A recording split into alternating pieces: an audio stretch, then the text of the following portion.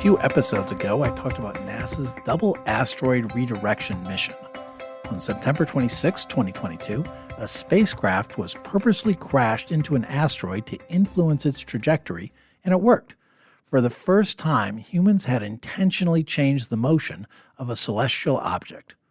We brought this up as an example of how small changes made well in advance can help avert problems down the road. In the case of the DART mission, NASA was trying to show that a small change in trajectory of an object millions of miles away could, over a long period of time, cause that object to miss flying into Earth and causing a global cataclysm. This applies to your financial life because small actions taken early can make a big difference when it comes to things we're all concerned about, like retirement planning. Consistently putting aside some of your paycheck for retirement from the start of your career can result in a substantial nest egg when you're ready to retire.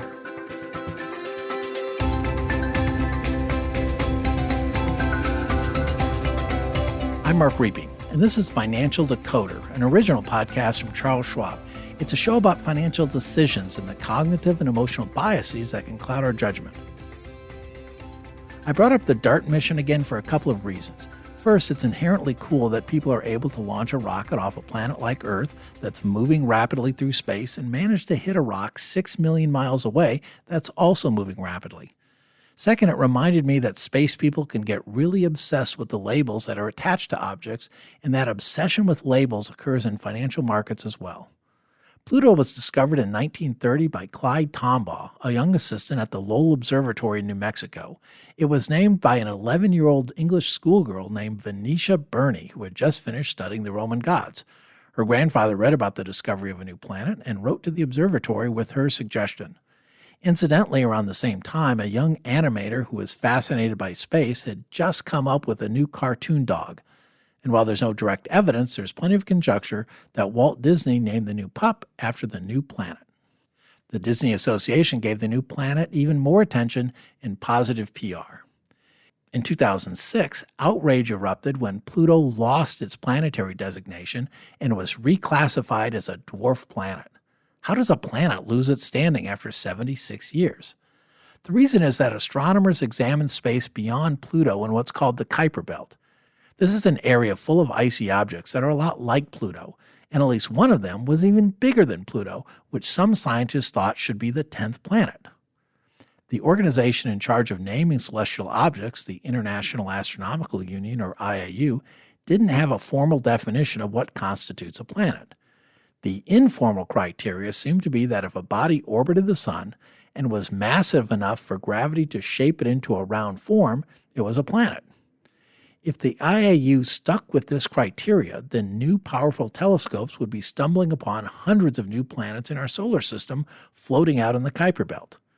The sense of the IAU seemed to be that there shouldn't be so many planets, and so a new criterion was added.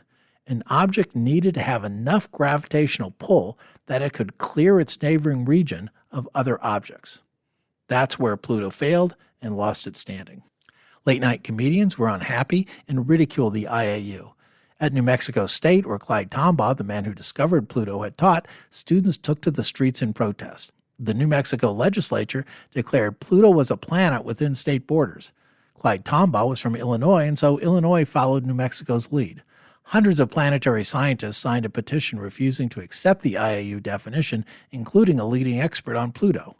When New York's Hayden Planetarium moved Pluto away from the other planets in its solar system exhibit and put it with icy comets in the Kuiper Belt, it got hate mail from third graders. I actually need to pause on that last part. Do third graders really have such strong opinions about Pluto's status that they start writing letters? Or do their parents and teachers have strong opinions and put the kids up to it? Anyway, the point of all this is that people pay attention to labels that we stick on things, which kind of makes sense, but it's also a bit strange.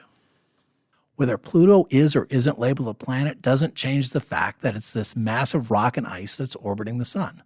The label doesn't matter to Pluto, but it has significance because we give it significance. And it isn't just professional and amateur astronomers who exhibit this behavior. Even investors get into the act and have been shown to place an undue emphasis on names and labels. Many of you remember the stock market's dot-com craze of the late 1990s. In those years, investors bid up the prices for seemingly every company associated with the internet. What was especially strange was that some firms changed the name of their company to get the words .com, .net, or internet into the name of the company itself. Almost all of the companies who did this didn't change anything about their company, they just changed the name. The weird thing was that investors rewarded the companies.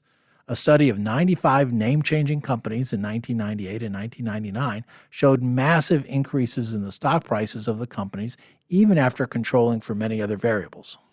Another study found that mutual funds that changed their name to reflect a hot style of investing experienced an enormous increase in the money coming into the funds after the name change, even though there was no change in fund performance.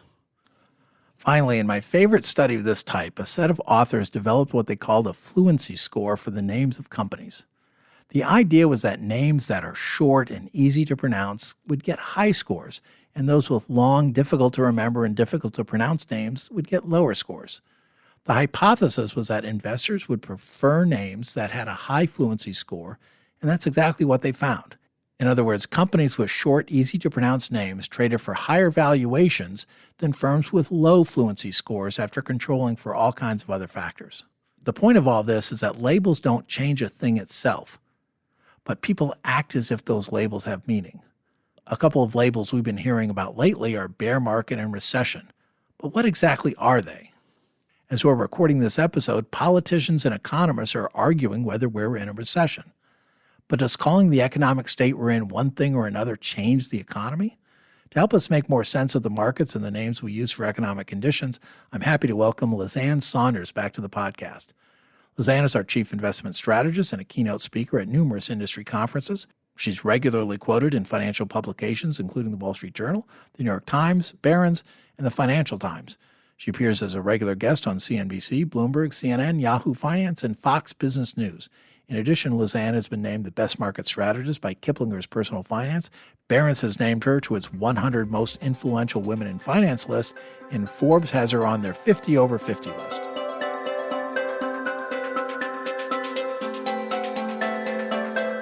Welcome back, Ann. This episode is about recessions and the impact they have on investors. I think we've all heard the term before, but just to make sure we're on the same page, can you give us a quick definition? What is a recession? Sure, and thanks for having me, Mark. I apologize for my deep voice, a little under the weather. But since I think it's 1978, the National Bureau of Economic Research, the NBER, has been the official arbiters of recessions, and they have a somewhat precise but open-ended definition that you can find on their website. And it's a significant decline in economic activity that is spread across the economy and that lasts more than a few months. And the variables that the committee tracks include the four coincident indicators, which are real personal income, not including government transfers, employment, various forms of spending, business and consumer spending, and industrial production. So what it is not is 2 quarters in a row of negative GDP. Yeah, it's not this. There's no formula there. It's more it's like a committee's judgment. And in fact, as we're recording this, there's a fierce debate about whether or not we're actually in a recession. And I guess my question is, are we paying too much attention to these labels? I mean, I've heard you say things like, the economy is what it is. It doesn't sort of depend what label we put on it. At best, we're in a low growth economy, and uh, any label isn't going to change that. So could you expand on that a little bit?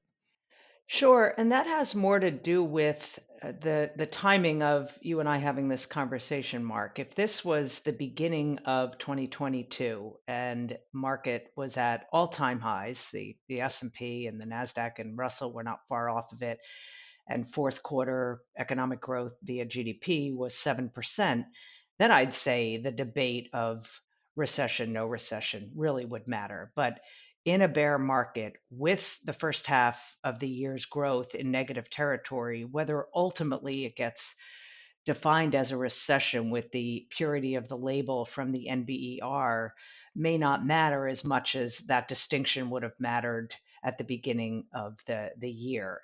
What's interesting is bear markets that have a recession associated with them, the differential versus not having a recession associated with them, the differential in performance is only a few percentage points. What does tend to make a big difference is the duration of the weakness in the market. So that's where maybe whether it's a recession or not might matter, is how long it takes for us to get out of this bear market, this slog that we're in.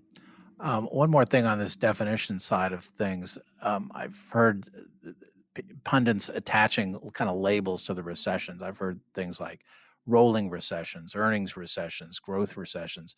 What are they talking about? What are they trying to convey by using those modifiers? Sure. So growth recession tends to mean a period where growth does decline quite sharply, and in some cases into slight negative territory, which is what we saw in the first half of the year, but not sufficient enough to ultimately be declared an official recession. So that would be generally what a growth recession is. A rolling recession, which I think is maybe a descriptor of the environment we're in, is unlike periods like the COVID recession in 2020 or the financial crisis related recession from late '07 to early '09 or to mid '09. That was a time where the economy, the bottom fell out collectively, kind of all at once, where the unique nature of this slowdown, this recession, whatever we call it, is such that it's happened over a span of time where pockets of the economy get hit at different times. You saw the growth surge in the economy on the goods side when all the stimulus kicked in, and all of that demand and stimulus had to be funneled onto the good side of the economy because there was no access to services. That was the breeding ground for inflation on the good side. Now we've shifted the demand to the services side of the economy, and that's where the sticky inflation is. So that's the notion of a rolling recession. It sort of happens over time. As far as the earnings recession, that tends to come after the slowdown in economic growth. And I think that is a risk still ahead of us. We've started to see some deterioration in estimates, but I think the path of least resistance is still down, probably to a point where we have a negative year over year change at some point. Yeah, earnings. We're talking about company earnings, and I want to get back. I want to circle back to that at some point. A few questions from now. I want to go back to though something you just were talking about in terms of the influence of kind of bear markets and recessions, or the influence recessions have on bear markets. Because I think you and I have probably had the same experience where we'll be doing client events, and then implicitly clients are kind of equating the two, where they think a recession is a bear market. They're related, but they're not really the same thing. So, uh, how should investors kind of think about them in relationship to one another? Right. Well, they're certainly not the same thing.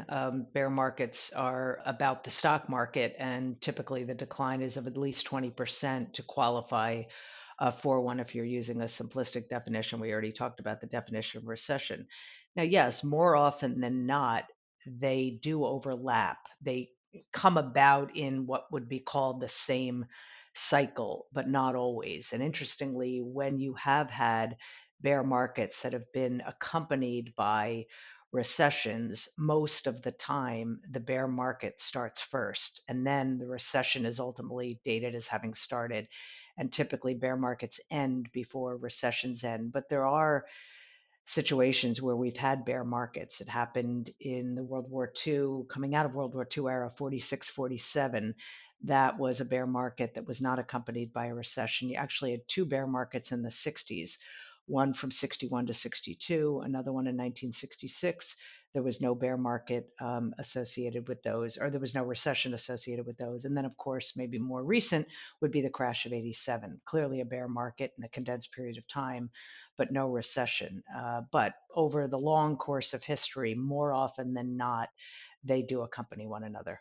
One of the decision-making biases we'll periodically talk about on the show is how people will take current conditions and they'll just assume those conditions will continue. So if the economy is strong, people will just think the economy will be strong forever. If it's weak, they'll kind of extrapolate that on forever. And that's of course a kind of a recipe to always get surprised when economies and markets go through their normal cyclical movement. So you've got a solution to this that involves really paying attention not so much to the levels of the key variables, but the changes in the trend.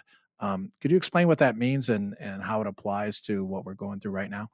Sure. And I think, when you started the question, Mark, you were giving an example of what we know as recency bias. But specific to the latter part of your question, it's the whole notion of level versus trend. And as you know, Mark, one of my mantras for decades in this business is when it comes to the relationship between data, whether it's economic data or corporate earnings data and the stock market, better or worse tends to matter more than good or bad. And it's sometimes just a subtle change in direction that the stock market picks up on.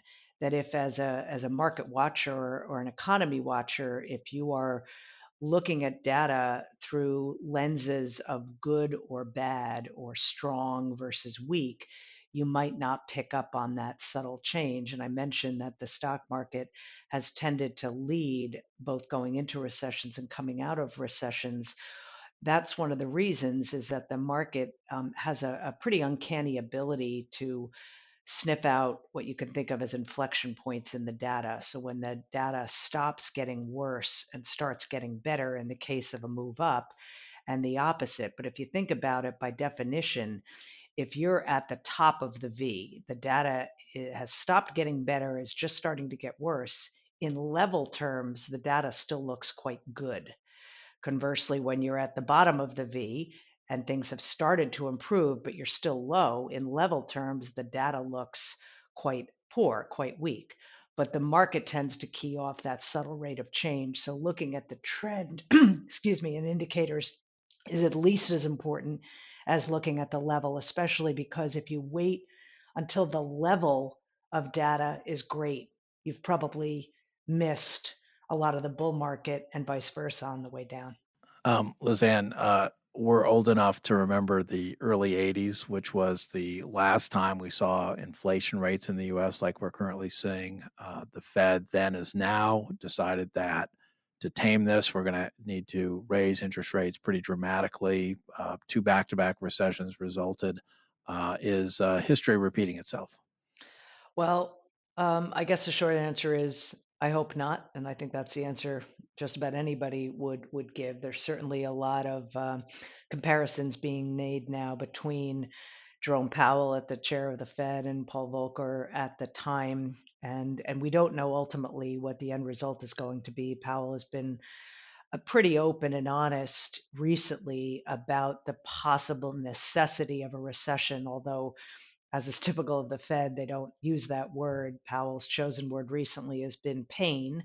So let's assume that that's code word for recession.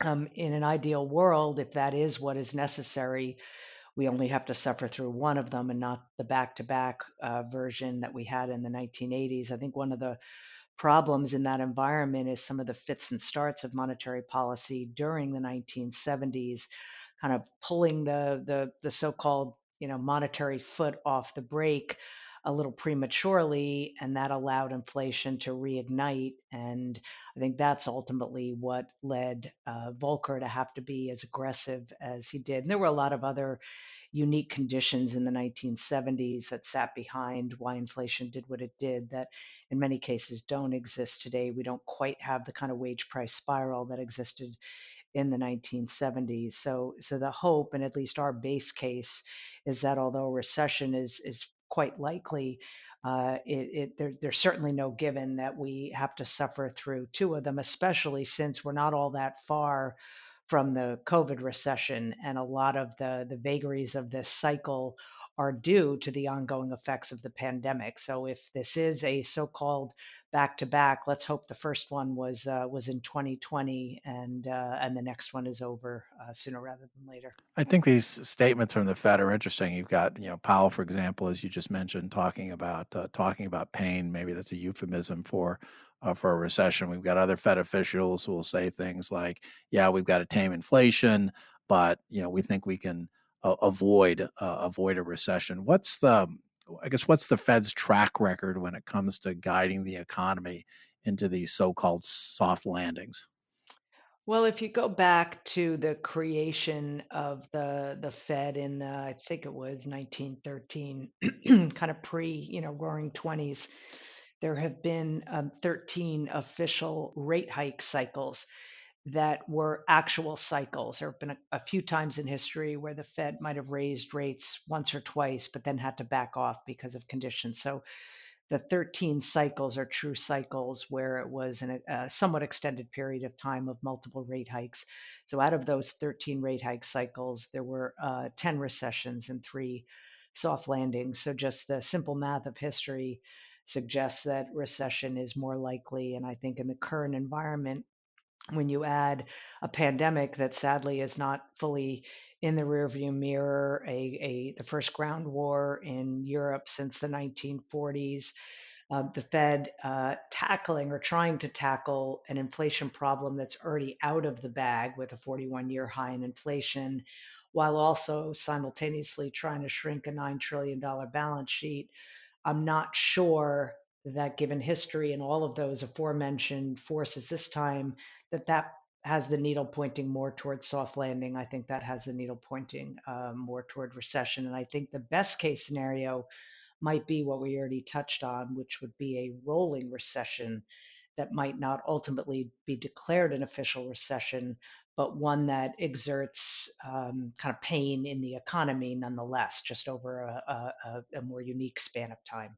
Another thing that makes this difficult for any policymaker is just the fact that it's hard to forecast the economy. So, what are some of the guides that people should be looking at? What are some of the markers and the metrics that you're looking at to figure out where we are in the cycle? So, to answer in general first, and this would be an answer I would give if it was the prior cycle or the cycle prior to that, pretty much at any point in time. I think when trying to gauge where we are in an economic cycle, one of the most important things to do is understand which data points, which indicators fall into the leading indicator category versus the coincident indicator category versus the lagging indicator category, because obviously it's the leading indicators that are going to give you more of a heads up. And unfortunately, some of the more popular economic indicators fall into either the coincident or lagging camp. In the case of lagging, a perfect example of that is the unemployment rate. It's probably the economic data point about which most people are at least somewhat familiar. It affects everybody individually, if not directly, at least indirectly. Yet it tells you pretty much nothing about the prospects for the economy looking ahead. It's a very good picture of what the economy has done versus payrolls, which is another popular labor market indicator that is coincident at best and has some lagging tendencies to it, versus another labor market indicator like initial unemployment claims. There's a number of other leading economic indicators that span different parts of the economy. You've got the yield curve is one of them. Not every housing statistic, but building permits in particular.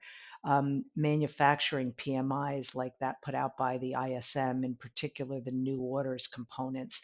So just understanding what sits in those batch of leading indicators, but then also keying into what makes each cycle unique. And in this cycle, the pandemic has made this quite unique. In fact, the New York Fed came up with a leading index a few years ago called the Weekly Economic Index. It's more frequent than the typical leading economic indexes, which are monthly in nature, and brings in some metrics that are a little bit more tied to the specific impacts that the pandemic has had. So you always want to be mindful of what has been a driver of the current cycle. Housing has clearly been a factor in this one. So maybe put a little bit more emphasis on housing type indicators, some of the pandemic related indicators, and add that into the mix of other leading indicators. I want to talk about housing in a second, but before I go there, I wanted to ask you about the labor market because the labor market has been one of the healthy spots of the economy. We've got some economists saying, "Well, we can't be in a recession because the labor market is so strong." What's your take on that? It is for the most part. The labor market is strong. I actually, I'm a column contributor to the Financial Times, and a late September column that got published was actually on some of the cracks that recently started to appear in some of the labor market data, not necessarily in those headline measures of payrolls, although they have been trending down for the most part since recent peaks. The unemployment rate, the recent tick up in that doesn't really suggest serious problems in the labor market. But if you kind of peel at least one layer of the onion back, if not a couple of layers, you see a few cracks. There's been a deterioration in the number of hours worked, and maybe obviously that is one of the first things that employers might do is cut the hours before they cut the people, especially given what has been a tight labor market and the difficulty for many companies in hiring the people that they needed with the skills that were needed. There may be more hesitancy to lay people off in this cycle, but the cut in the work hours worked, I think, is maybe a little bit of a canary. You've also seen a decline in full-time work. At the same time, you've seen an increase in part-time work. There's also the household survey from which the unemployment rate is derived, and what gets picked up in that is multiple job holders, and that has been increasing over the last 4 or 5 months. And the number of people with additional jobs or working part time for economic reasons does show strains in the economy that are starting to impact the labor market. And then the last one is just the increase in year over year terms in layoff announcements that are published by Challenger. So those are just some of the under the surface indications that maybe suggests the labor market has seen some deterioration that wouldn't necessarily be picked up by those more popular headline monthly readings. Let's go back to housing for a second because, as you mentioned, it's a big part of the economy. Frankly, it sort of seems like it's falling apart, which was, of course, was a big problem in 2007, 2008. Why is housing having such a tough time? And what does it tell us, if anything, about the future above and beyond what you were just talking about? In that some of the leading indicators have a housing component to them.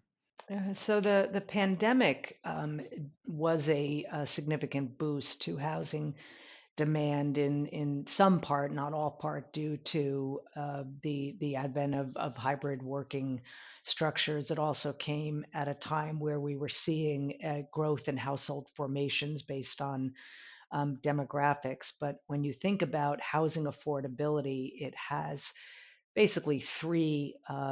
It's a three-legged stool. You've got mortgage rates, you've got home prices, and then you've got incomes, not so much in nominal terms, but in real terms. And unfortunately, you've knocked all three of those legs out from under the stool. Mortgage rates have gone up significantly over the past year or so, even less than that. You've seen a massive surge in home prices until recently. And then, even though wage growth has been fairly strong and income growth remains decent, both of those growth rate numbers are higher than or lower than inflation. So in real terms, you're in negative territory. To just put some numbers on it, at the recent lows in the mortgage rate, for somebody putting a 20% down payment, and they wanted to have a mortgage payment of around $2,500, they could have bought a house in the high 700 range when mortgage rates were at their low, and that's been chopped down to about $475,000. So it's really been a bit of a triple whammy, and you're seeing it across the spectrum of indicators. For anybody that might have focused on what was a big jump in housing sales reported in September, one caution there is that's put out by the Census Bureau, and it's exclusive of cancellations, which have skyrocketed. So ultimately, that gets revised to be a net number, but that at turning points in the cycle can overstate actual sales. So that's an important caveat if anybody is focused on that recent number as a sign that maybe housing isn't still in a downtrend. Thanks, Lizanne. And for the for the stock investors who are in the kind of the listening audience, not surprisingly, they pay a lot of attention to the earnings of companies, not only the actual earnings but the projections of those earnings. To what extent are analysts starting to reflect in their estimates everything we've been talking about in terms of what where the economy's at and where it's going? Sure, they have started to reflect it, but I think there's unfortunately probably more to go on the downside. So around the mid-June period of time where we're getting close to the end of the second quarter, it also corresponded to at least at that point, a bottom in the stock market in advance of a couple month rally. Estimates for calendar year 2022 were close to $230. That's the dollar amount of earnings for the overall S&P index. To put that in contrast to 2021, 2021 was 208. So that would suggest a pretty decent growth rate. However, what was $230 back in mid June is now down to $223. And I think still has a ways to go on the downside. Maybe not for calendar year 2022 to a dollar amount lower than last year, but I don't think it's a stretch to think that sometime in the next few quarters that we move into negative year over year change territory for earnings, in large part because the strength that preceded this recent move down was so significant that just what they call the base effects of the year over year comparisons just get tougher because you're going against strong numbers. And we did see some weakness in the second quarter. Overall, S&P earnings were up by about 8%, which is a decent reading, but more than all of that was accounted for by the energy sector. So if you exclude energy, the second quarter earnings were actually down 2%. So that negative change already kicked in if you are excluding the energy sector in the second quarter. I think third quarter earnings season, once it gets significantly underway, and we start to hear more from companies, then I think analysts will be equipped with better information. And unfortunately, it probably means estimates still have some room to go on the downside.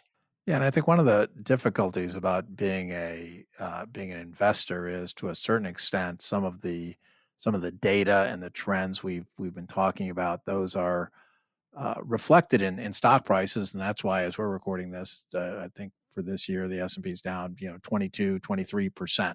So what's your advice for investors? What should they do given that we're in this weak growth period at best, and we still have a Fed that's emboldened to continue with what they're doing, and continue to fight inflation? Well, Mark, you probably know what I'll say at the outset because I've written reports and updated them many, many times over the decades, which is don't panic. Panic is not an investing strategy, so do keep that in mind. Another broad piece of advice is make sure you have a plan and it is tied to your risk tolerance. But on the subject of risk tolerance, I think one of the things that investors often find out in a tougher market environment is that their financial risk tolerance, which is what figuratively goes on paper. They might sit with their advisor, their consultant, and based on time horizon, past experiences, need for income, all of those things, that's your financial risk tolerance. But when met with a tough market environment, unfortunately, investors will sometimes find out that their emotional risk tolerance is quite a bit different than their financial risk tolerance. So try to assess whether there's a wide gap between those two or a narrow gap between those two.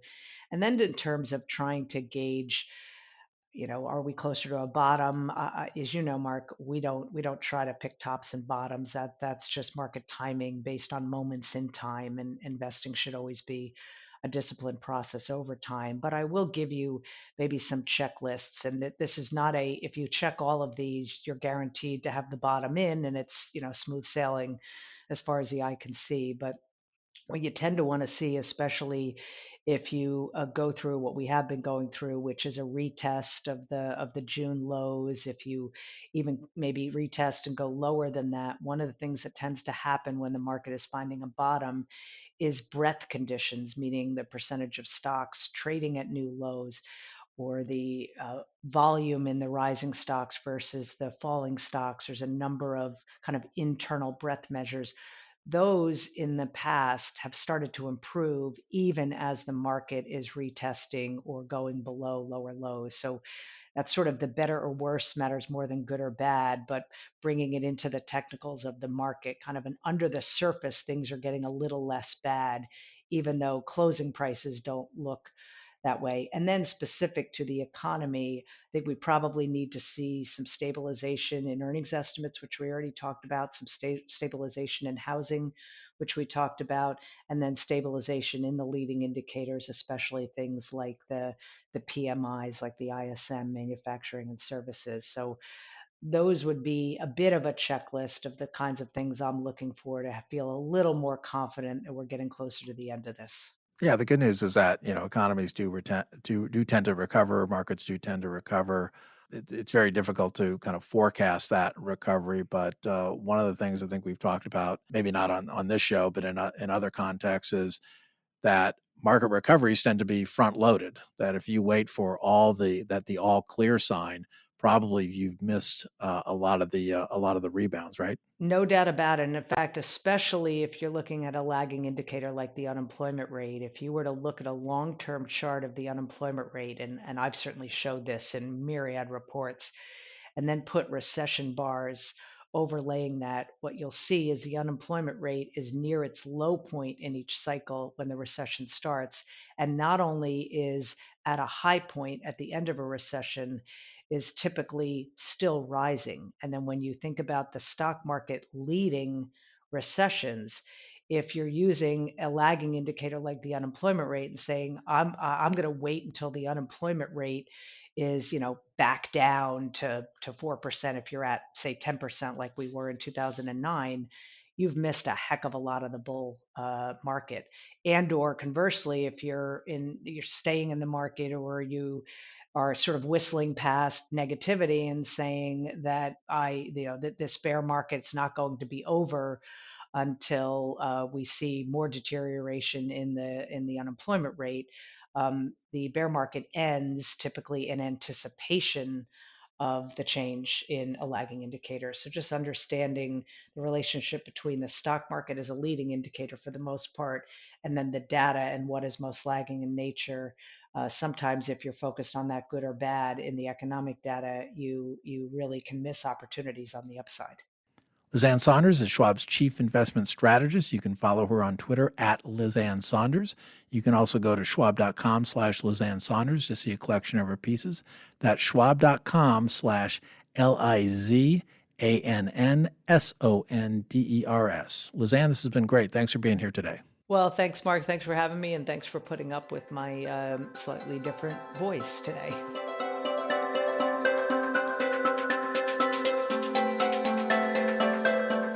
We've talked on past episodes about the difficulty in making forecasts. A couple of perils frequently crop up. First, people are overly optimistic. Second, people take current conditions and extrapolate them too far into the future. But just because planning is difficult doesn't mean that it makes sense to simply refuse to do it. When it comes to steering your portfolio through rocky waters, one thing that can make a difference is to prepare for different scenarios. If you're presented an opportunity to take on more debt, think twice about that. Make sure you understand the interest you'll be paying and the consequences if you don't. The second is to think about your human capital. That's a wonky term for your knowledge and skills. For most people, their human capital is actually the most valuable asset they own. So far, the slowing economy hasn't had much of an impact on the labor market, but when recessions hit, labor markets don't escape. The unemployment rate goes up, raises are harder to come by, and company bonuses shrink. If this affects you, how will you cope? Is your emergency fund in good shape? If you're employed now, what if your job is at risk? Remember that the older you are, the longer it takes to get a new job. Are you prepared for that? Third, how will you approach your spending? People usually change their spending habits during a recession. Impulse spending goes down. People in past recessions have shopped smarter, concentrating more directly on the products they truly desire and then reallocating their budgets to make such purchases possible. The same principle can apply to larger purchases too. My fourth and final point is to take a close look at your portfolio. We suggest paying closer attention to quality names. These are stocks issued by solid companies whose stock prices are backed by strong earnings power and less by promises of ephemeral technologies of the future that may or may not come to pass. The same applies when buying bonds. Pay more attention to issuers who have solid credit histories that can withstand any downturns in future economic fortunes. Finally, this is an unusual period of time. The amount of macroeconomic, geopolitical, and social change is enormous, and that means conditions can change rapidly. We have professionals at Schwab working to help you understand what really matters in the news. You can always get the latest research and education at schwab.com/learn. One of those professionals is our guest today, Ann Sonders. She posts tons of insights and data analysis on her Twitter page at Ann Sonders, all one word, and at schwab.com/Ann Sonders. Thanks for listening. If you've enjoyed the show, please leave us a review on Apple Podcasts. We'd also love a personal recommendation, so if you know someone who might like the show, please tell them about it and how they can follow us for free in their favorite podcasting app. If you prefer your podcasts on YouTube, we have some of our previous episodes posted there as well. Just go to youtube.com/Charles Schwab. That's all one word. youtube.com/Charles Schwab, or search for Financial Decoder. And if you want more of the kinds of insights we bring you on Financial Decoder about how to improve your financial decisions, you can also follow me on Twitter at Mark Riepe, MarkRiepe. For important disclosures, see the show notes and schwab.com/Financial Decoder.